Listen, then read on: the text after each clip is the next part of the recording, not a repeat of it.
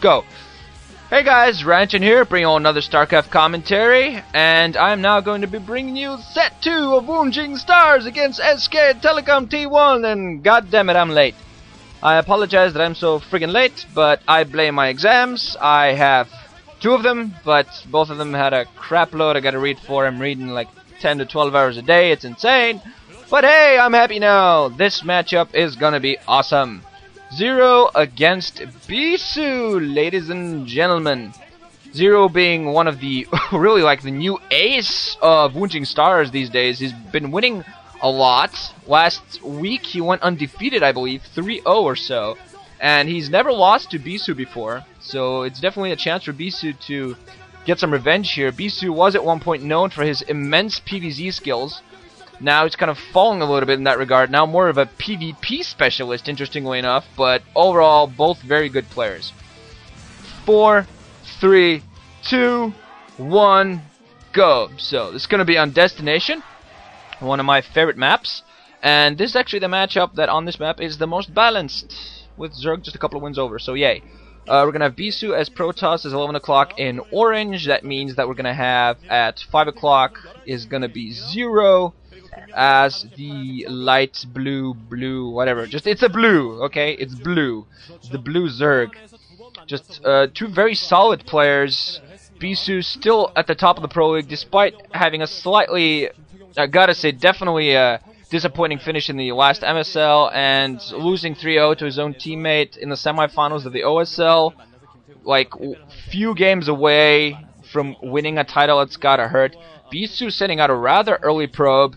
So, well, actually, it's not maybe that early. I get timing so wrong sometimes. So, yeah, it is gonna be a Forge Fast expand for Bisu. What else are you expecting from him? I'm not expecting anything else. But he's just gonna send a very early scout.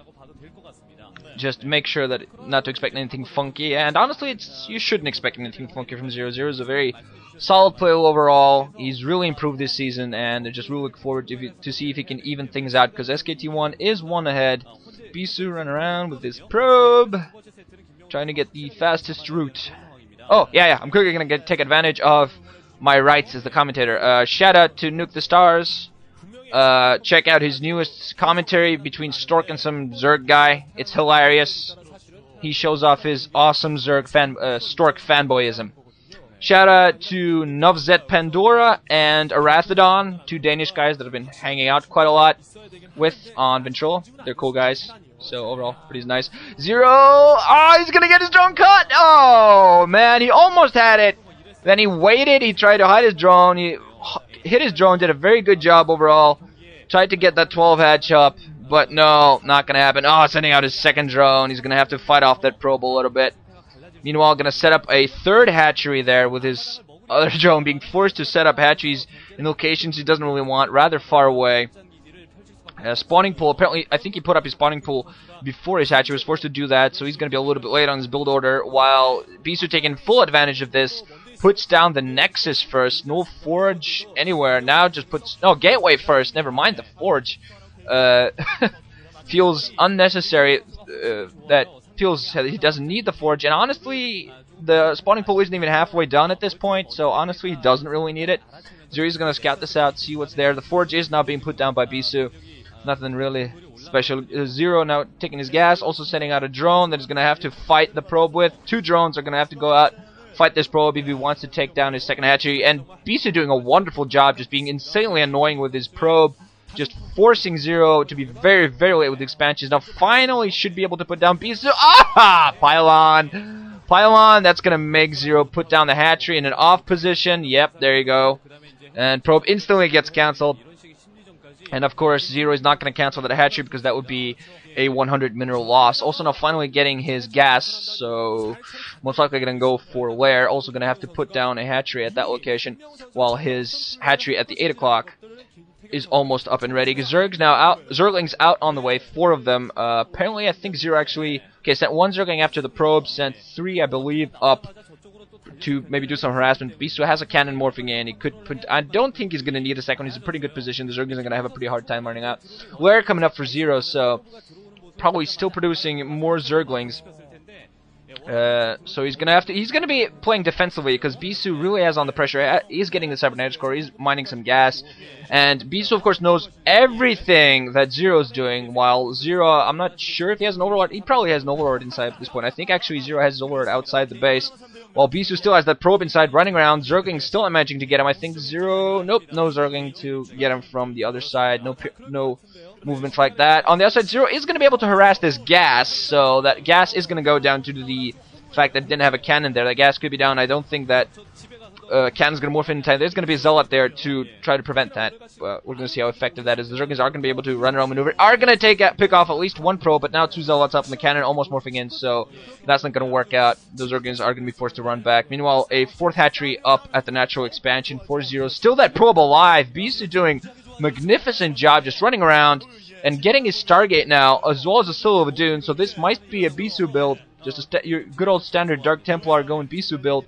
And ZerO on the opposite side going for a Spire, so trying to go 3-hatch Spire into 5-hatch Hydra most likely, but delayed severely. So we're gonna see if that is actually what he's gonna go for. With those Corsairs in the air, it's gonna be very difficult to go mutas. Some Zerglings engaging, some Zealots not gonna happen. Wow, ZerO really needs some forces on the ground because there's 3 Zealots now, and ZerO's in a very vulnerable position. Almost no forces except for those 2 Zerglings on the ground. Now getting some few more Zerglings. The probe's still alive! Jesus Christ, still going around being a total pain in the ass. Recharging shields despite every blow he takes. Almost dead now, but still doing a lot of damage. Bisu at this point honestly could move out with his Zealots and possibly do quite a bit of damage, at least economic damage. Not gonna happen though. Putting down the second gateway, and ZerO has spotted the Citadel of Adun. We're gonna see finally loses his probe, so that's finally something ZerO can do. Still, as you see, ZerO's economy is just horrible right now.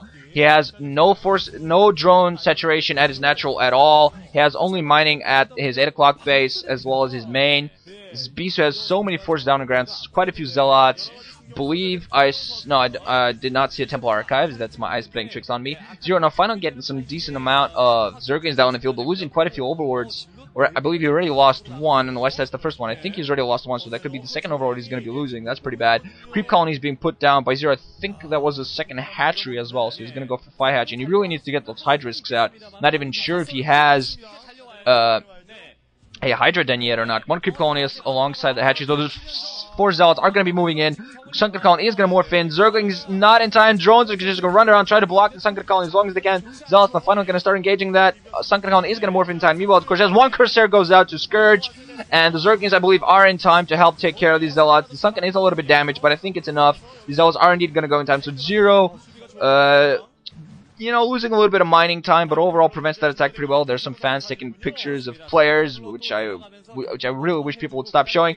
Dark Templar now out in the field for Bisu, and we're going to see, I don't think Bisu managed to take out enough Overlords. I think there's an Overlord at each base, so ZerO, along with those Sunken and Zerg, is going to be able to prevent this. So yeah, these 2 Dark Templar are going to run in here.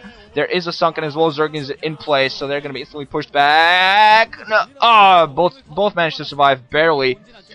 But ZerO still manages to hold, still not in a very good position. Muta's out, so okay, I didn't see any Hydra in because he's not going Hydras. I'm not quite sure how many Corsairs. I know Bisu had 2 Corsairs flying around. He put down his second one, got his second Corsair to try to get some damage done. I'm not quite sure if he has any more. Has the Temple Archives going. So, and has Archons going. So yeah, he's not really he's gonna transition into a more ground-based army. Gonna have those Archons to help him against those Mutas that are gonna be coming out. This one Corsair gonna spot those Mutas coming. We're gonna see now what's very important for ZerO. ZerO really has to do some economic damage. There are cannons in place though. This Corsair is gonna go down, but overall, what Bisu is doing well, this Corsair just running around, forcing ZerO to have to take it out before he goes and does some economic damage. Now the Archon is in place. There is a cannon. I believe the second cannon also moving. Third cannon morphing in at the natural. And honestly, these Mutas are not going to be able to do damage at all. There is a Hydra's Den off for ZerO, but not really sure what it is that it can do. He has those Mutas. They're going to kill one random probe. That's not really going to help him out too much. He has to do some economic damage because his economy's been horrible the entire time. Evolutionary Chamber now up for him, so he's going to be able to get those upgrades for the Hydras. But overall, he's in a very bad position because Bisu has added a lot of gateways now. And he's going to macro up just any minute. His macro is going to kick in full force. It's already starting to kick in. And soon enough, he's going to be able to completely out macro ZerO because ZerO just doesn't have enough overall. Muta's not finally moving. It's still going to be pushed back. The one Corsair not going to be enough. Those 2 Corsairs are not really going to be enough. Far too many Mutas overall. But there are Archons in the field. There are some cannons. And ZerO really can't afford to run around because